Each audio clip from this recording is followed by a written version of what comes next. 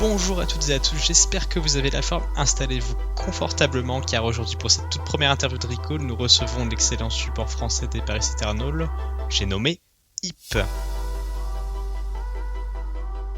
Bonjour Hip. Tout d'abord, merci d'avoir accepté notre invitation pour parler de l'Overwatch League, mais également de la Coupe du Monde. Comment vas-tu ? Salut Cara, ça va très bien toi? Mais ça va très très bien.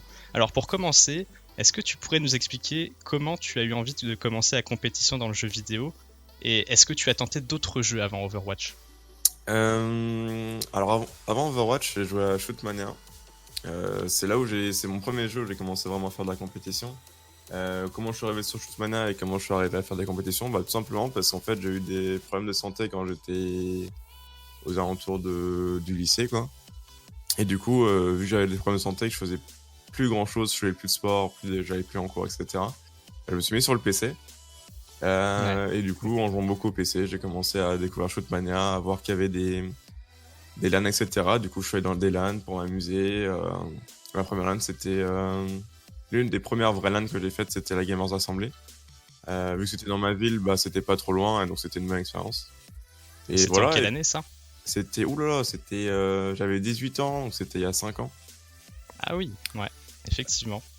Et ensuite, il y a eu Overwatch alors.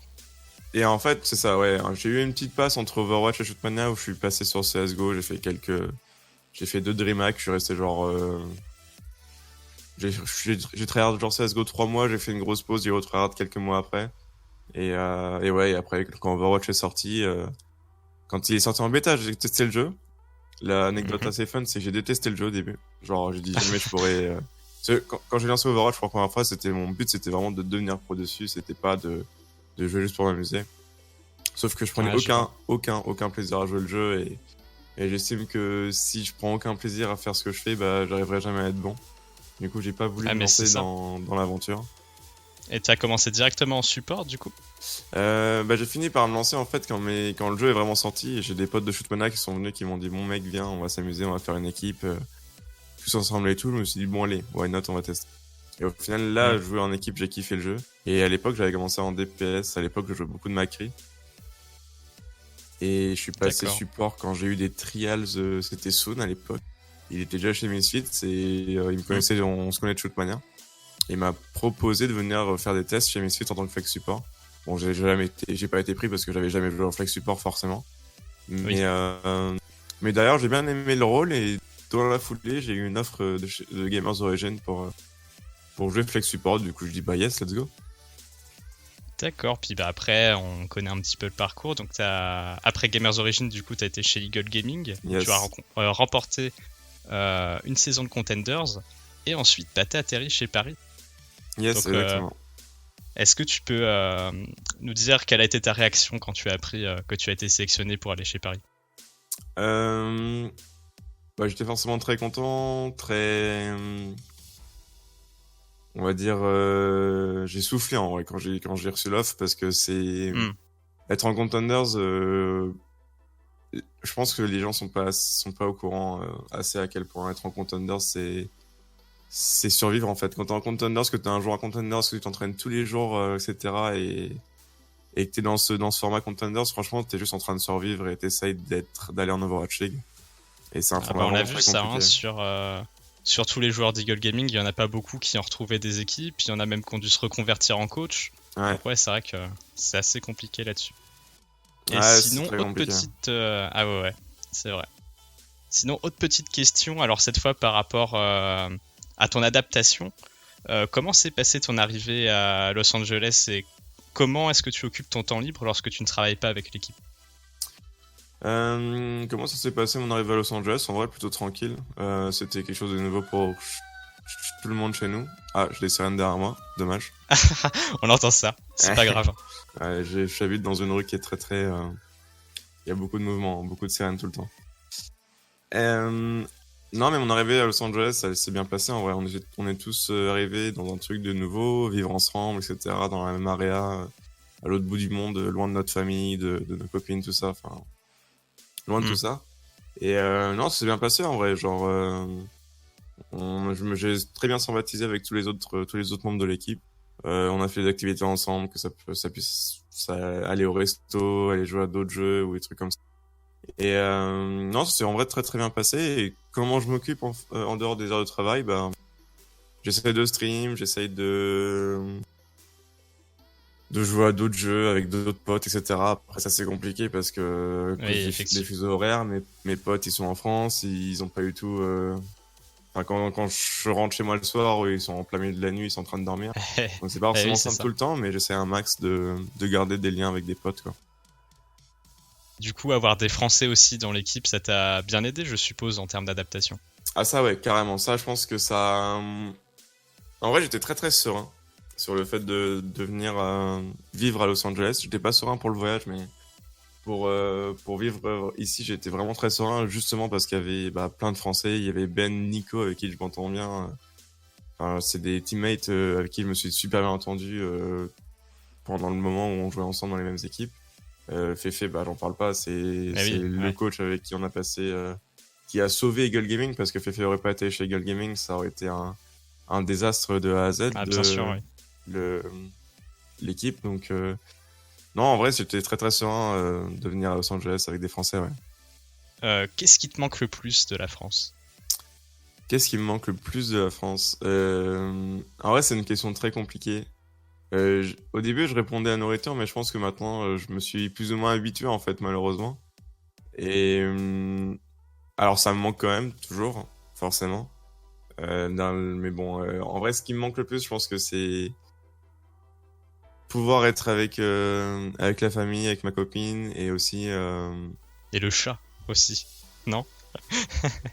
ouais, le chat. Et il y a Osiris aussi. Et non, aussi, c'est pouvoir en fait jouer avec des potes. Genre, en fait, c'est pouvoir stream. Si tu veux, je pourrais lancer mon stream le soir et être à des streams à des heures, on va dire, bien pour les Français. Du coup, ils peuvent me regarder. Parce que Hmm. je préfère largement jouer le soir. Et aussi, si j'ai envie de jouer avec des potes, je peux jouer avec des potes sans avoir Eh oui. 150 de ping entre eux et moi. Et mine de rien, c'est des petits détails à la con, mais quotidiennement, au bout de 8 mois, ça commence vraiment à peser en fait. Le fait de, j'ai l'impression d'être bloqué en Hmm. fait. Genre, si je vais jouer avec des potes, j'ai des gros, je dois me taper un gros ping qui pour moi, un joueur qui a l'habitude d'avoir tout, genre le matériel parfait, le ping parfait, etc. Je sais pas, moi Ouais, tu je vois, ça me comprends. tilte en fait. Et du coup, au bout de 8 mois, c'est vrai que ça, c'est un truc genre assembler tout ça, assembler, c'est un truc que j'ai vraiment hâte de rentrer en France pour le coup, pour le break. Je vois. Bah, du coup, t'as prévu quelques petits retours quand même en France, justement, prochainement? Bon, Bah, j'imagine qu'avec la World Cup, ça va être compliqué. non, au final, le truc, c'est qu'à la fin de la saison, quand la saison sera terminée pour nous, on essaiera de rentrer en France le plus tôt possible. Donc, si on est en playoff de fin d'année, notre retour sera en septembre. Ça dépend de à quel point on va loin dans les playoffs.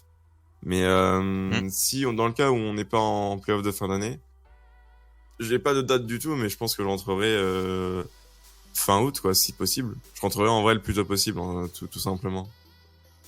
Pour une Je durée du vois. coup indéterminée, parce qu'en effet, normalement, si tout va bien, je devrais être dans le set de la World Cup et du coup, il y aura la World Cup où il faudra revenir du coup ici. Mais ça, c'est pas grave, ça me fera plaisir de revenir pour la Coupe du Monde avec l'équipe de France, tout ça. Oui. Hmm. C'est un truc en vrai, j'ai hâte de ouf. Et du coup, e-sportivement, pour j'invente des mots, e-sportivement parlant, Ouais. quel est ton plus grand rêve? Bonne question ça. Euh, je sais pas, je dirais en vrai que remporter la World Cup ou remporter le World Shake, c'est deux trucs Ah, différents, tu hmm. vois, Eh oui, eh oui. mais ça dépend des conditions, tu vois. Genre si on me dit que je joue une finale de World Cup devant un public français, je te dirais tout de suite que j'ai envie de remporter la Coupe du Monde devant un public français, tu vois.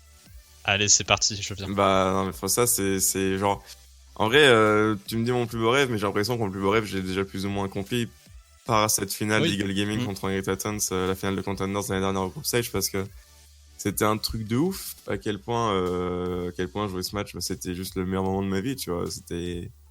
C'était vrai, si je sais pas. Ah, le moment de la victoire aussi, c'était beau. Ouais, Très beau moment, je ça. pense que c'est un souvenir c'est encore le seul moment qui me hype et c'est le truc où je suis le plus fier de ma carrière, c'est pas d'être en overall chic, c'est pas d'avoir d'avoir fait un très bon stage avec Paris, tu vois. C'est juste cette finale de Contenders contre Angry Titan devant un public incroyable et tout, avec l'équipe en plus Eagle, parce que c'était avant d'être des teammates, c'était vraiment tous des très bons potes et on s'entendait tous super bien. Ouais. Genre, ça c'est l'époque Eagle en vrai. Alors, on avait eu plein de galères pendant toute l'année, mais la fin d'Eagle, les derniers mois, c'est quelque chose qui me manque énormément et que je pense ne jamais retrouver dans une équipe. Je vois. Et ben, on va reparler un petit peu de l'Overwatch League justement en enchaînant avec les questions. Du coup, depuis le passage à la 2-2-2, on remarque une amélioration de la cohésion et de la communication de votre équipe de Paris. Est-ce que toi aussi tu le remarques en tant que joueur? Ouais, on est forcément. Je pense qu'on est beaucoup plus à l'aise sur cette méta que sur la GOAT. Tout simplement parce qu'on n'avait pas les bons joueurs pour jouer GOAT. Au début, il y a eu beaucoup d'attentes sur oui, Paris vont être construits en GOAT parce qu'ils ont tout le knowledge qu'il faut pour jouer la méta. Ce qui était vrai. Mais on n'avait pas du tout les joueurs pour jouer cette méta. Et mine de rien, même si t'as quelques mecs dans une équipe qui savent comment jouer exactement, bah, il y a tellement de trucs à savoir dans une méta GOAT, ce qui est vraiment ultra compliqué que, bah, au final, c'est pas assez simple de faire rattraper tous les mecs qui ont pas ce knowledge-là, de leur apprendre tout ça. Et en plus, le niveau Overwatch League, honnêtement, très très haut. Moi le premier, j'ai été vraiment étonné de voir à quel point les équipes Overwatch League s'adaptaient super vite et progressaient vraiment vite. Au début, au tout début, même si on n'avait pas les joueurs pour, on avait quand même un petit avantage en GOAT, on n'était pas mauvais. Mais on s'est fait rattraper très très très vite. On l'a vu, les 2 premiers matchs, vous étiez très très bien contre Londres et puis ensuite contre Los Angeles Gladiators. Vous avez fait des super beaux matchs et c'est vrai que au bout de quelques semaines, l'écart il s'est quand même resserré et les équipes, comme tu dis, ont rattrapé le retard et là à ce moment-là le niveau était quand même un petit peu plus homogène. Ouais, mais en vrai, faut juste regarder Shock. Je pense que Shock c'est le meilleur exemple. Le meilleur exemple. Après, c'est des mecs qui sont monstrueux individuellement et leurs coachs sont fous aussi, mais genre le niveau de Shock a tellement progressé. Moi j'étais fan en vrai, j'étais vraiment fan de regarder à quel point les mecs ils jouaient trop bien, ils avaient tout compris quoi. Genre c'est des fois je me demande si est-ce qu'on aurait été pris sur un Overwatch League avec Eagle, est-ce qu'on aurait aussi bien évolué que ces mecs-là et est-ce qu'on aurait réussi à garder notre petite avance. Et honnêtement, je pense qu'on aurait fait des très bons résultats, mais on n'aurait pas été en avance comme on était en avance en Europe, quoi. Genre, c'était impossible. Oui, parce que là, je pense que le niveau et aussi l'emploi du temps est un petit peu plus serré en Overwatch League, puisqu'il y a plusieurs matchs souvent par semaine. Ouais. Et c'est un vrai marathon Overwatch League, donc forcément, il faut être au taquet. Et donc, ouais, effectivement, je pense qu'en Overwatch League, le niveau a tendance à se resserrer très rapidement, selon les méta. Et d'ailleurs, là, vous avez un Stage 4 qui est assez difficile, mais vous pouvez aussi créer la surprise. Et quel est ton ressenti vis-à-vis de ce calendrier ? Du Stage 4 ou en général? Oui, le Stage 4. Le Stage 4, oui. on a un Stage 4, je pense, qui est honnêtement correct. Pour moi, honnêtement, après, je suis peut-être biaisé là-dessus, mais pour moi, le plus dur stage qu'on ait eu, c'était le Stage 1. Et mine de rien, je trouve qu'on s'en est sorti plutôt pas mal. Non, en vrai, je pense que c'est faisable. Je suis très déçu qu'on ait perdu contre Valiant. Je pense que c'était un match qu'on aurait dû gagner, qu'on aurait dû remporter. Ah, c'était tellement close ce match. C'était très très close, c'est vrai, mais je pense qu'on aurait vraiment dû gagner. Après, bon, c'est comme ça. Non, je pense que c'est faisable en vrai. Bon, New York, ça va être compliqué. C'est d'ailleurs demain. Mais au moment où on fait l'interview. Donc, mais ouais, non. Honnêtement, moi, j'y crois. Je pense qu'on sera en playoff de fin d'année. En tout cas, j'espère qu'on le sera. Et c'est ça. Et ouais, non, je pense qu'il est vraiment abordable parce que mine de rien, on n'est pas mauvais en ces méta. Le truc, c'est qu'on a quand même un facteur X qui s'appelle Soon, qui honnêtement m'impressionne. J'allais en parler. M'impressionne de jour en jour. Honnêtement, c'est un délire. À quel point il est fort, il est smart dans tout ce qu'il fait. Il apporte tellement en fait à l'équipe. C'est juste dément. Et du coup, je pense que honnêtement, tout est possible avec Soon dans l'équipe. Genre vraiment. Ah, c'est vrai que c'est drôle ce que tu dis parce que quand on voit Soon, c'est vrai qu'on a l'impression que c'est quelqu'un qui est assez discret. Et là, de ce que tu me dis, c'est quelqu'un qui justement va pousser son équipe vers le haut. Et c'est vrai qu'on le voit dans les matchs, quoi. Quand Soon passe à l'action et que l'équipe du coup joue un petit peu autour de lui, on voit que ça crée des moments des moments magiques en Ouais, fait. bah en vrai, il est très, Sun, c'est un mec très discret en dehors du jeu, mais dans le jeu, il apporte beaucoup. Alors après, il apporte pas forcément par la communication qu'il va faire et les strats qu'il va apporter, même s'il apporte énormément à ce niveau-là. C'est surtout dans la pression qu'il va mettre in-game au niveau des adversaires et du coup l'espace qu'il va créer à notre équipe en fait. Genre nous, c'était vrai que comme tu le dis, on a juste, enfin, sur le papier, c'est pas aussi simple, mais on pourrait juste jouer autour de Sun et le mettre dans les meilleures conditions et on serait quasiment sûr de remporter le match. Genre c'est pas comme ça que ça marche forcément, mais Oui.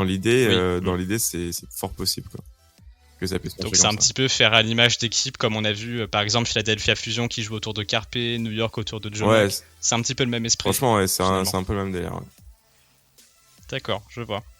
Et donc on va essayer de voyager dans le futur et passer à la saison d'Overwatch League 2020 où l'annonce de week-end homestand dans chaque ville de la ligue n'a pas manqué de susciter la hype des fans. Avec les informations déjà disponibles, est-ce que tu pourrais me donner ton avis? Euh... Mon avis sur la prochaine saison, je suis hypé en vrai par ce qui va se passer. Mhm. Après, je suis encore, je m'enflamme pas trop. Genre, Ah, tu penses que ça va être dur au niveau emploi c'est du temps ça. pour les Je joueurs? suis hypé, mais Hmm. d'un autre côté, j'ai peur aussi, tu vois. Genre, comment ça va être? Est-ce que pour nous les joueurs, ça va être supportable? Genre, c'est moi par exemple aujourd'hui, dans ma position actuelle, le fait d'être sur le banc depuis le stage 2, c'est quand même quelque chose qui est pas forcément très simple à vivre. Et je sais que la plupart des gens, des joueurs, hein, c'est même pas en Overwatch League, c'est partout, qui sont Mhm. dans ce cas de figure et ils sont, enfin, c'est pas simple à vivre, quoi.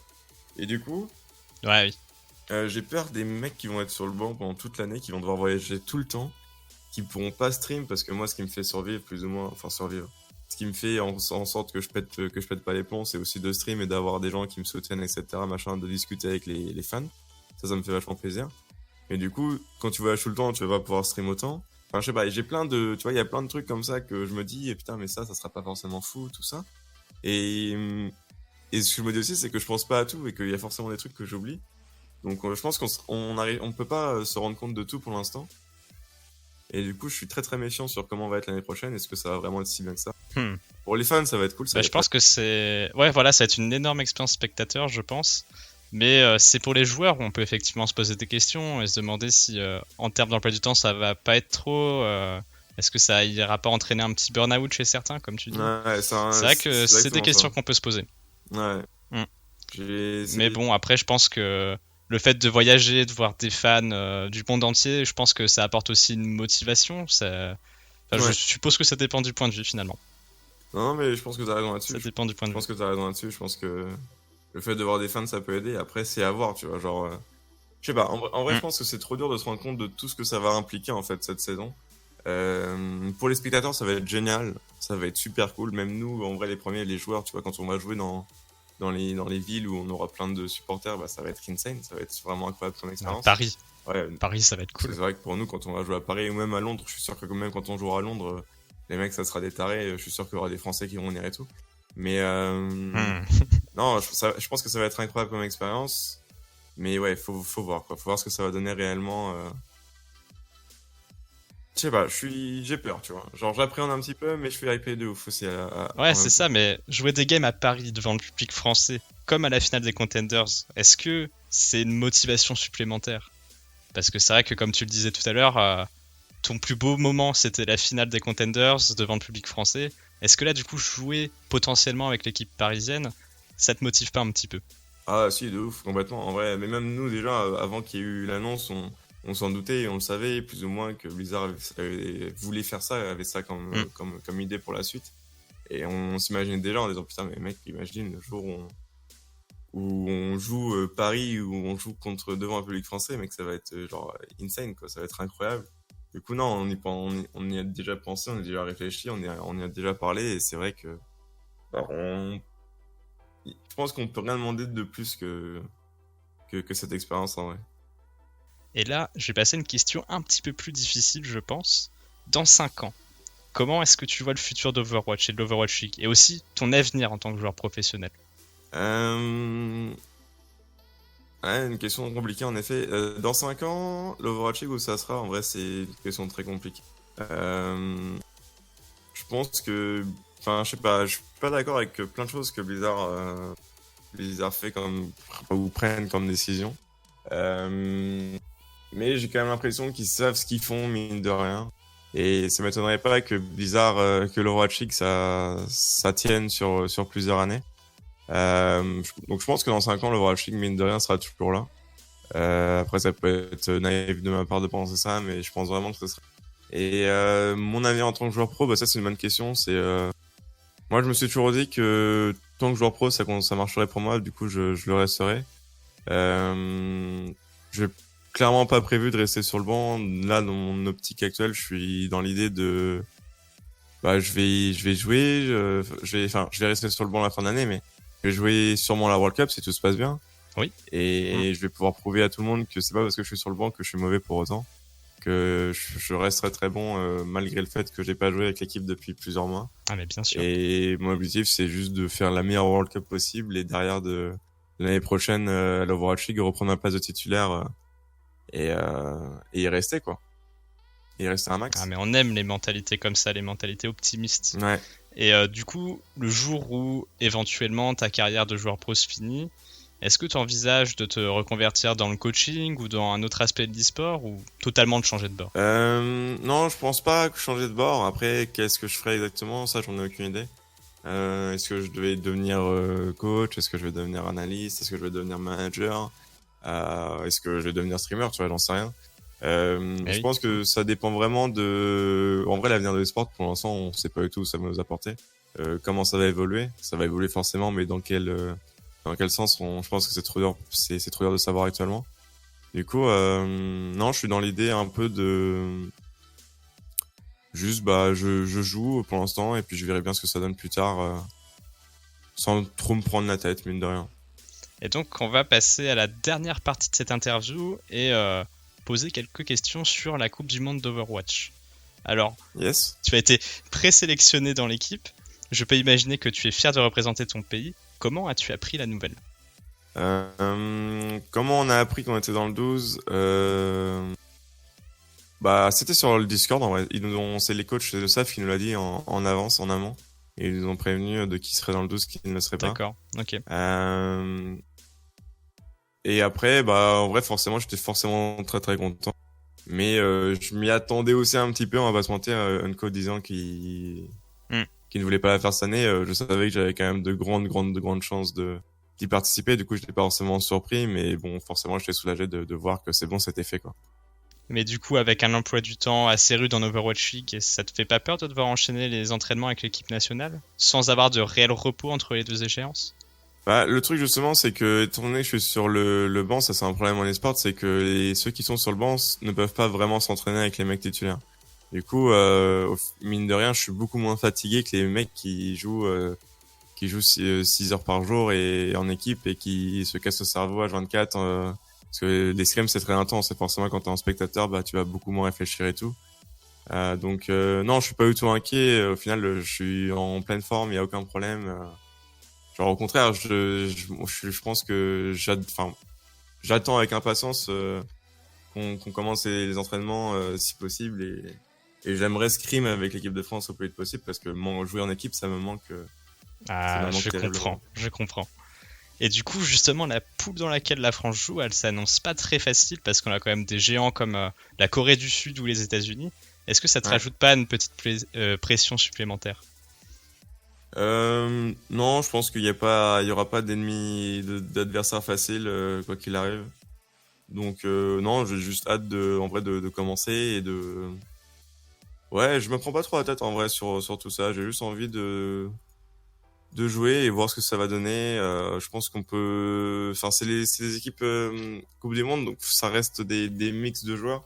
Les mecs ont pas une synergie. Je pense que forcément les Corées et les USA c'est un gros morceau, on va pas se mentir. Après je crois qu'il faut finir dans les 3 premiers du groupe pour passer à la suite. C'est ça. Donc même si on perd contre les deux, on aura quand même toujours des chances de se qualifier. Mais non, moi j'ai pas de pression en plus. S'il y a un truc que ça m'apporte, au contraire, c'est que je trouve ça beaucoup plus fun. Ça me donne encore plus hâte en fait de jouer parce que on joue contre des vraies bonnes équipes et c'est toujours cool de jouer contre des bonnes équipes. Donc non, en vrai, pas de pression, juste, on va dire de la hype en vrai. Dernière question. Si la France gagne la Coupe du Monde, comment est-ce que tu fais de ça? Et pas de langue de bois. Comment je fais de ça? Ouais. Ouais, je pense que ça va finir en soirée. En plus, ouais, en plus, il y aura beaucoup de potes dans l'équipe, Eh de oui. la Coupe du Monde, donc ça va finir forcément pas très très bien, mais ouais, ça finit sûrement en soirée incroyable sur Paris, peut-être avec plein de gens. Il y aura plusieurs soirées. On aura forcément une aux États-Unis et ensuite on rentrera en France à Paris et on fera aussi une énorme soirée avec plein de gens. Eh oui, je vois. Ouais, ça finit en soirée forcément. Non, mais en tout cas, je te le souhaite. Je te souhaite bonne chance avec Paris pour la fin de cette saison. Bonne chance pour eh bien, l'équipe de France. Hein. On a envie de vous voir soulever la coupe et de la ramener à la maison. Et du coup, je te remercie, Hip, de m'avoir accordé un petit moment pour l'interview. Et puis, je te souhaite bonne chance pour la suite. Merci beaucoup, merci à toi. Cette interview s'achève ici. Merci d'être passé nous voir et à très bientôt pour de nouvelles vidéos. Comme on dit dans le milieu, abonnez-vous.